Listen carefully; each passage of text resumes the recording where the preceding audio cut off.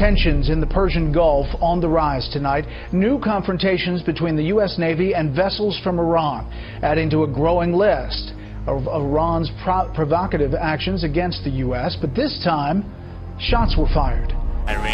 All four boats you see here are Iranian Revolutionary Guard Corps vessels approaching at a high speed and apparently on a collision course with a U.S. Navy destroyer in the Strait of Hormuz. This video shot from the USS Nitsa.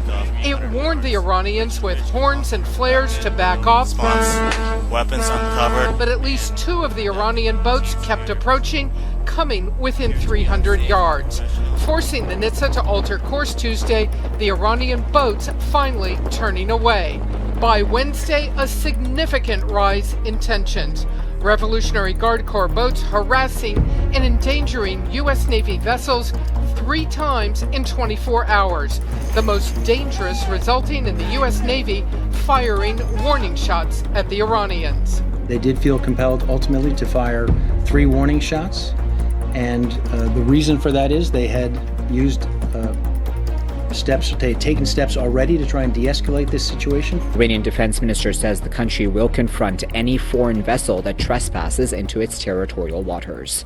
Brigadier General Hossein Dehqan said Iranian speedboats constantly monitor the developments and foreign vessels' movements in the Persian Gulf.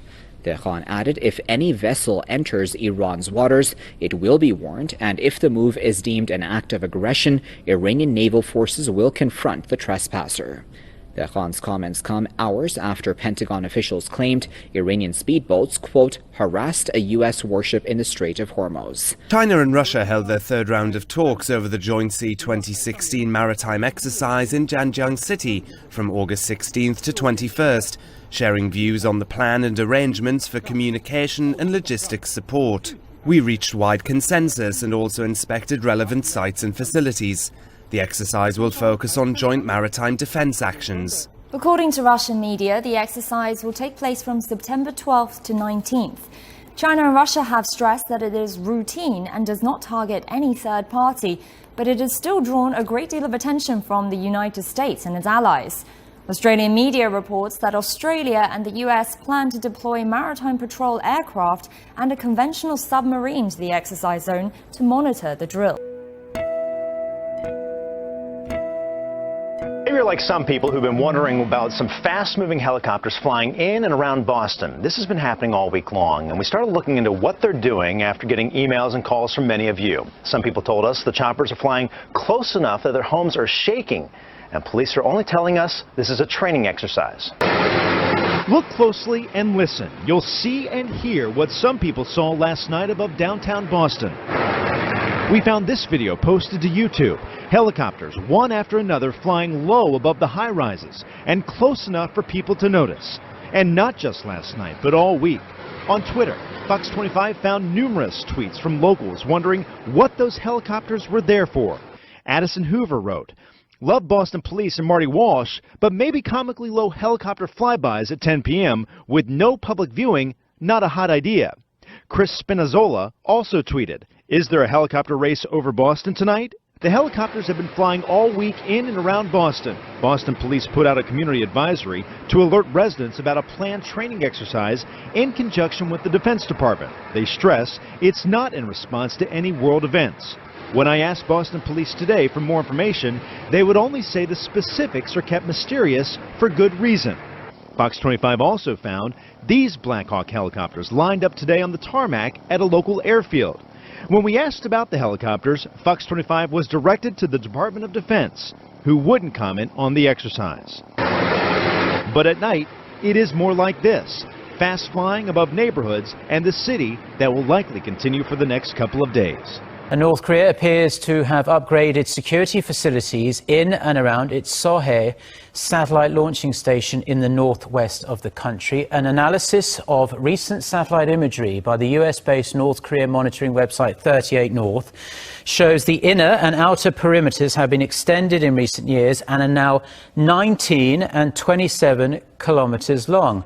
According to the website, the upgrade may be part of a larger construction plan. It could also mean the facility will be occupied by personnel from North Korea's official space agency or the military.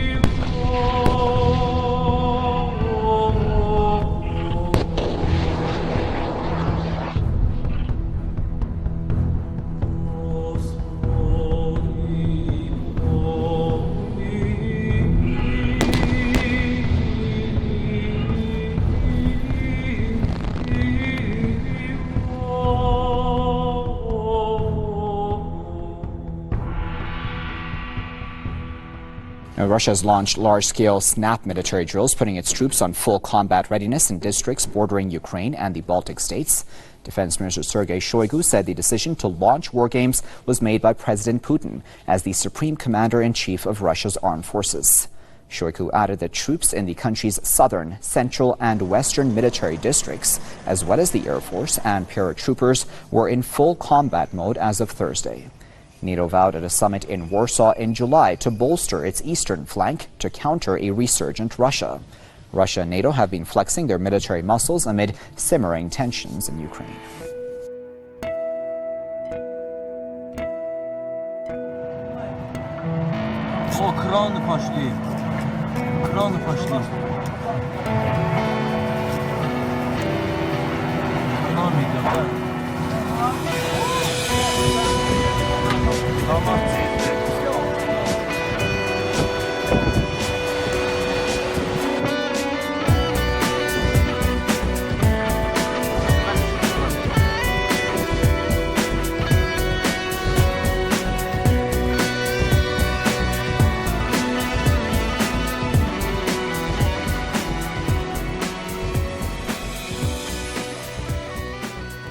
Earlier this week, Russia's Vladimir Putin reportedly told Egypt's President Abdel Fattah Sisi that he would be willing to host direct talks between Israeli Prime Minister Benjamin Netanyahu and Palestinian President Mahmoud Abbas.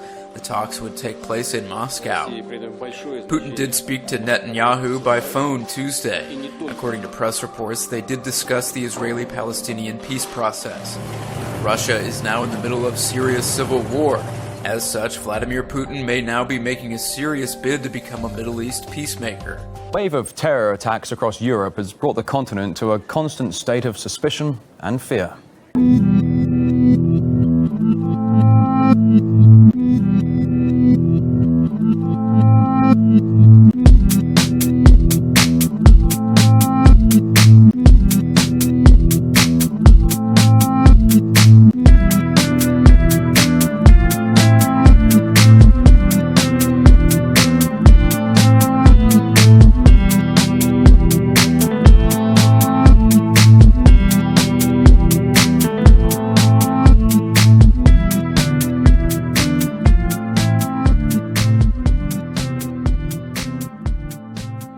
Fears the British government has taken an unexpected and potentially shocking step. It's decided to remove dozens of CCTV cameras in London's tourist hotspots. Officials say they can't afford to operate the CCTV cameras. Surveillance systems are a set way to fuel debate on privacy versus security. But what would happen without CCTV cameras?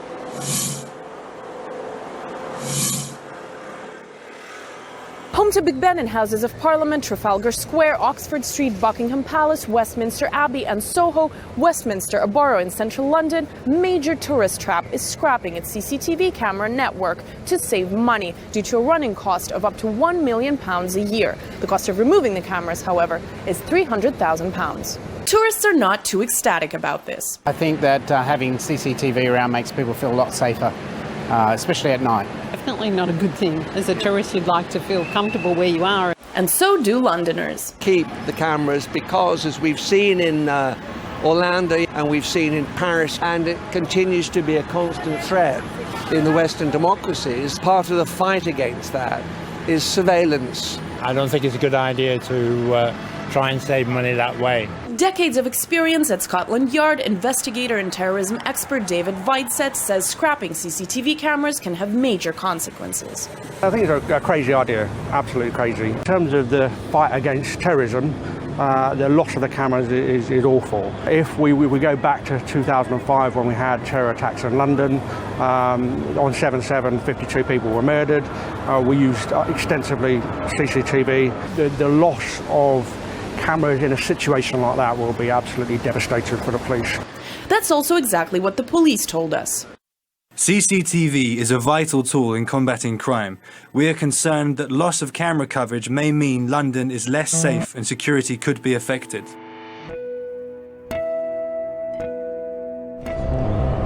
"24 hours ago, I had a chip implanted in my hand. What I want you to do is just take a nice through your nose and slowly blow out through your nose.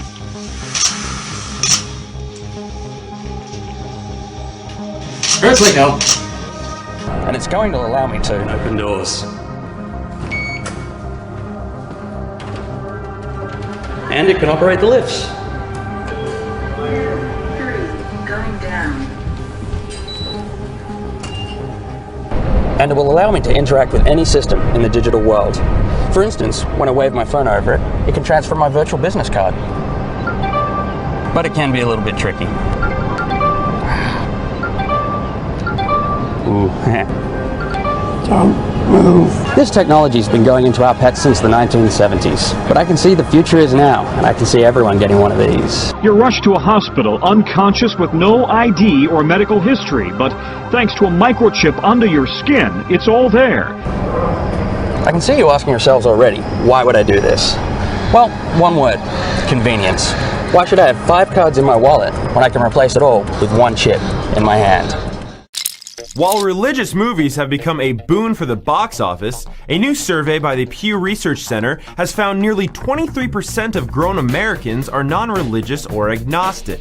Even more startling, 78% of them were raised in a faith system and then left as adults. Upon further examination, nearly half of those religious nuns said a lack of belief caused them to leave their faith, others citing science, common sense, logic, and lack of evidence. Overall, religiously unaffiliated people are more concentrated among millennials at 35%. One respondent wrote he or she doesn't believe after learning about evolution in college. Another respondent said, I'm doing a lot more learning, studying, and kind of making decisions myself rather than listening to someone else. But of the growing number of Americans who are not religious, many actually are seeking religion. Almost 20% said they were religiously unsure, meaning they either were spiritually open or were following their own interpretation. The scenario is familiar: black community, negligence, and lead poisoning. But instead of Flint, Michigan, this is East Chicago, Indiana. They got a water crisis there. We're going to have looks like we might have a land crisis here. East Chicago's West Calumet housing complex, which houses about 1,000 residents, is being demolished due to lead-contaminated soil. The public housing complex was built in the shadows of 2 major lead plants in the 1970s. But it wasn't until 2009 that the Environmental Protection Agency deemed the area a Superfund site, meaning it was a hazardous environmental waste site that requires cleanup.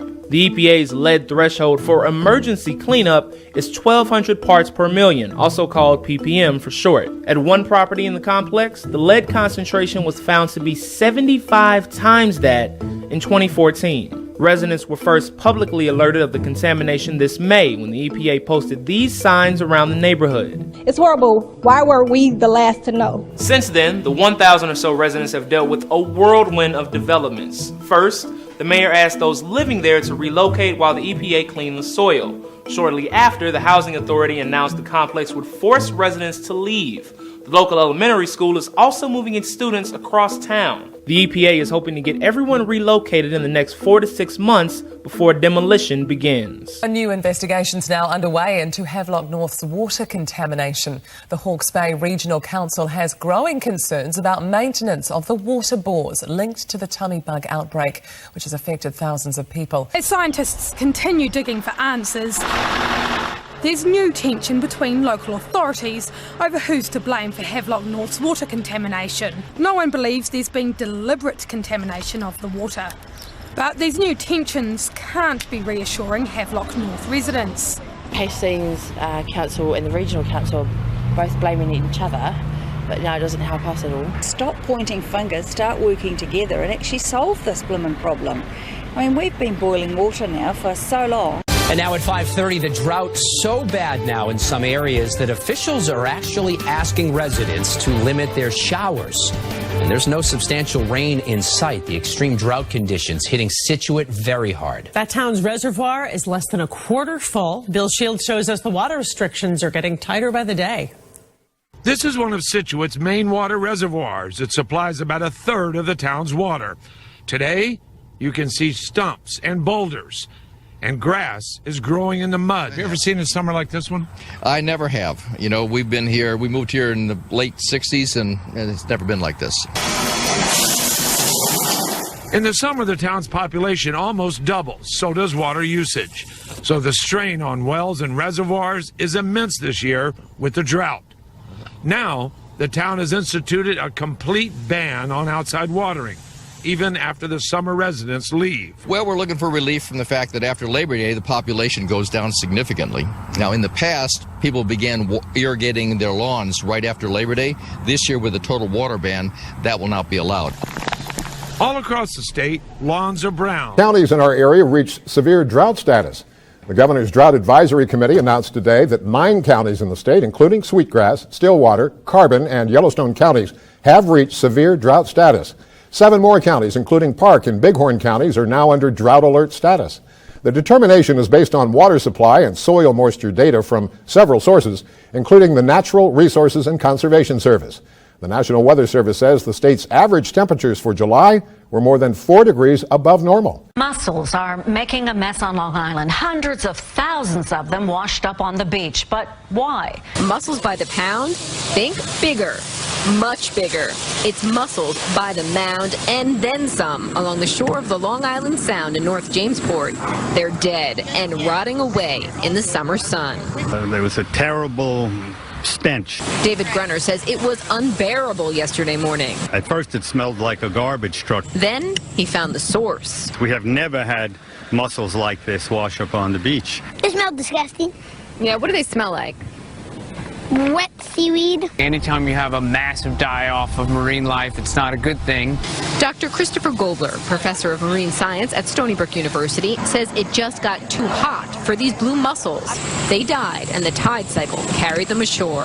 It's been a hot summer, and actually the water temperatures are higher than we've seen in many years in Long Island Sound. A trend that will change the makeup of our coastal waterways. He says it's possible as time marches on, there will be fewer mussels here. Japan detected a rare type of tremor deep within the Earth using a network of seismic sensors. Strong storms create rapid movements within the ocean floor called a weather bomb.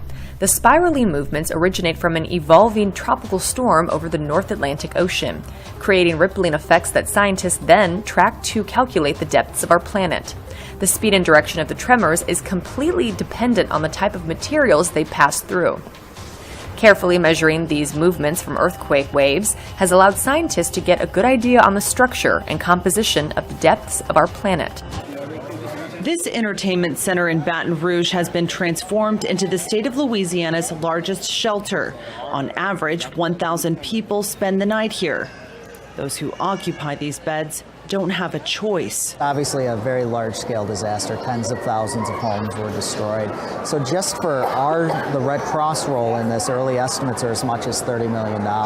But so far, donations have brought in just under $8 million. With that money, the Red Cross has been able to provide temporary shelter, meals, and medical aid, as well as counseling to help heal psychological scars. These folks have just lost everything. They don't really have any place else to turn at this point, and so it's clearly a very dramatic situation. The greatest challenge here, finding temporary housing for displaced residents. Statewide, the number of people staying in shelters skyrocketed to more than 11,000 after the flood. The death toll from the earthquake in central Italy continues to climb. At least 250 people have been killed, and the number could rise as rescue teams continue to search for any remaining survivors. Sarah? A town in ruins. Rescue teams have worked uninterrupted throughout the night, looking for survivors. They're exhausted and covered in dust, but there is a determination not to give up until everyone who is missing is accounted for. It's difficult and dangerous work, made even harder by the powerful aftershocks that still rock the town. Late on Wednesday, there were cheers in the nearby village of Pescara del Tronto when a young girl was pulled out of the rubble after being trapped for 15 hours. But back in Amatrice, the daughter of the couple who's missing in the collapsed apartment is still waiting anxiously for news of her parents. After hours of searching, painstakingly picking through the debris, the rescue teams finally find them. The moment she feared is realised.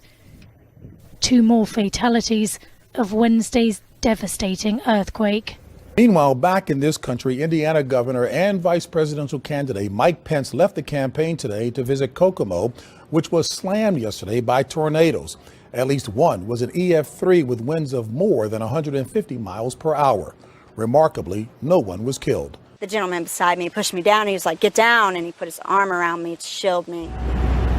Hannah Harris was in this Starbucks when a manager told all customers to run into the bathrooms because a tornado was headed their way.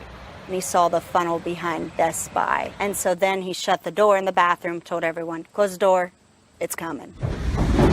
Harris says about 20 people were huddled in the bathrooms as the twister collapsed the building around them. Oh my gosh, Starbucks just got blown over. It was devastating, but it was also just a relief to know that I came out alive in that. And really, I shouldn't have. As many as 15 tornadoes touched down across Indiana Wednesday, leaving behind a trail of damaged cars, broken windows, and entire neighborhoods in shreds. Neighbors found my dog. She's alive. That's all you can ask for. This is all that's left of 54-year-old Becky Sweeney's home, where she's lived the past 16 years. It is overwhelming, but you gotta do what you gotta do. You can't just lay down and die. God lets you live through it for a reason.